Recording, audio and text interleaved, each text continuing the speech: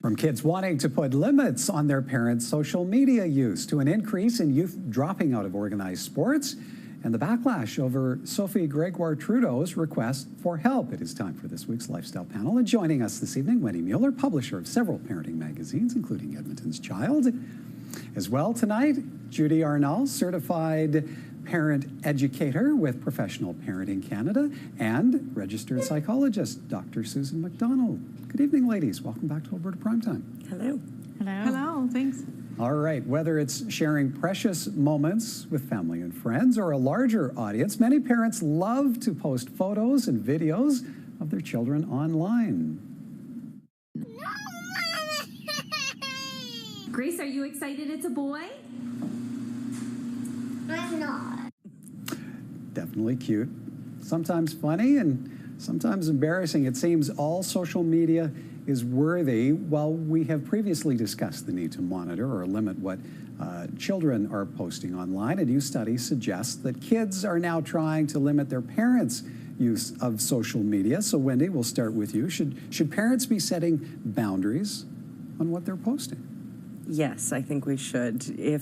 If we want to be involved with our kids online and social media activities, we need to respect their privacy, not embarrass them, so that we don't get blocked or deleted or unfollowed. And I think the conversation by the kids, and don't kid yourselves, majority of children don't have one account. They have the one account that they're friends with their parents on, and then they're using a separate account that parents don't know about. So I think if we just be really careful with not embarrassing them. And when they're really young, it is sometimes irresistible to you know, I can't not share this video of my child. But as they get older, you do have to be really careful. Okay, so what would be a boundary, though? The boundary is, so with my teenagers, I'm not tagging them or using their name on Instagram or on Twitter or Facebook. So it's not identifying to their friend group when their mom's putting up the family photos of, you know, my kids jumping, and then my 18-year-old's picture gets turned into a meme that goes around the high school with TGIF and I passed the test. And it was quite embarrassing for him. He was a pretty good sport, but I made the mistake on that one. Oh, poor guy. Okay, Judy, at a certain age, should mums and dads be actually asking for their child's permission? Definitely. I think they should be asking for permission before they post any photos, any videos, any cute little sayings.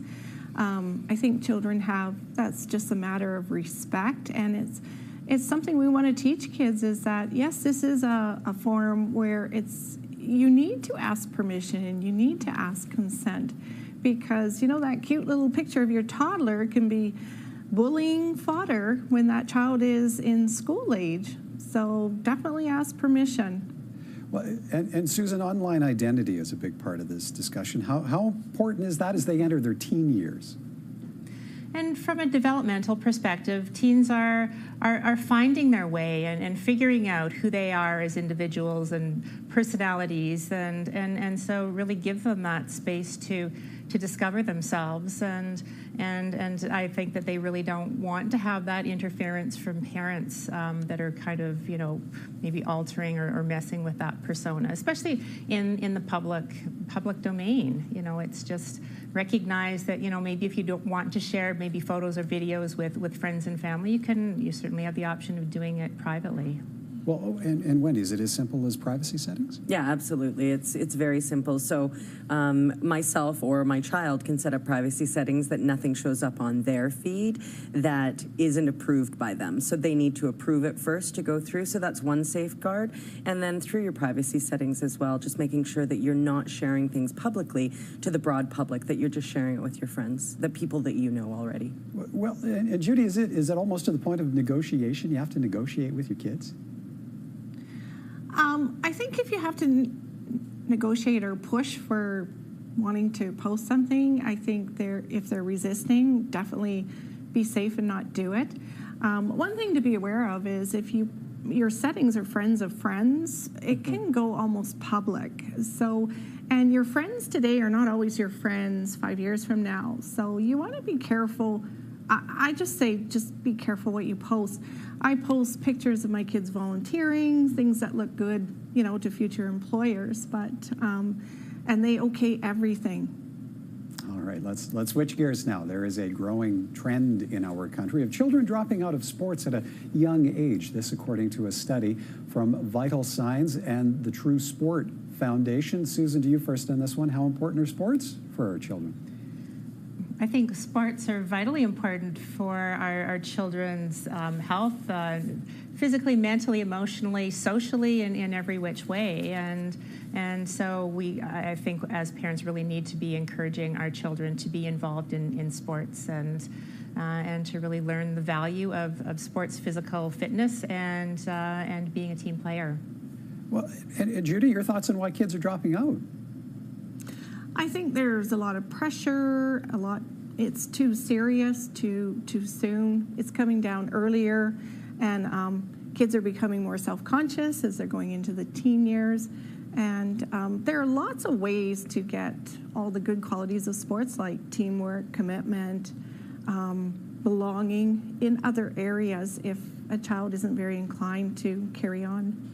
Okay, now KARRI Dawson from the True Sport Foundation joined us recently and says parents play a big part in the decision making. Huge role to play in the kind of the quality of the sport experience that their child has, and how much fun they have, and how much they enjoy it, and how long they stay involved in sport. Parents are role models to their kids, and they can help their kids to choose sports that are consistent with their skill and ability or their interests, and they can help them to diversify and try all kinds of new things through sport. And Wendy, if they are taking part in sports, what needs to be the priority? As parents, I think the priority is reading your child and making sure it's play. It is play, and that's supposed to be fun, so letting it be that way. And competition, I've grown up playing sports, and I enjoy competition. Well, you're a coach now. And I coach now. And I enjoy the competition part and working your hardest and really getting recognition for hard work and achievement, whether it's a win or a loss. But I think our role as parents is to make sure that our child is in their role within a team, is comfortable, and that they're still enjoying it and having fun, and they're not doing it just because we want that, and our expectation is that they play that particular sport. So we just really need to gauge them and make sure that they're doing something they're passionate about. And if they ask to stop? My rule with our family is that if you don't want to participate in that sport anymore, then we'll evaluate at the end of the season. There's no quitting in the middle of it. If you've started it, you finish it. But yeah, we've had, out of 5 kids, 4 of them that have left the sports that we thought that they'd stay with. Well, now, Judy, can the benefits of sport be found in other activities?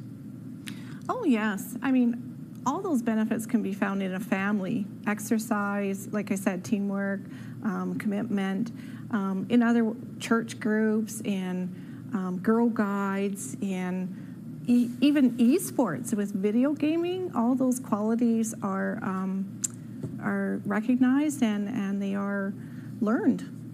All right, time for a break. Up next, Sophie Gregoire Trudeau's request for assistance. Do we judge parents who admit to needing help too harshly? More from our lifestyle panel after the break.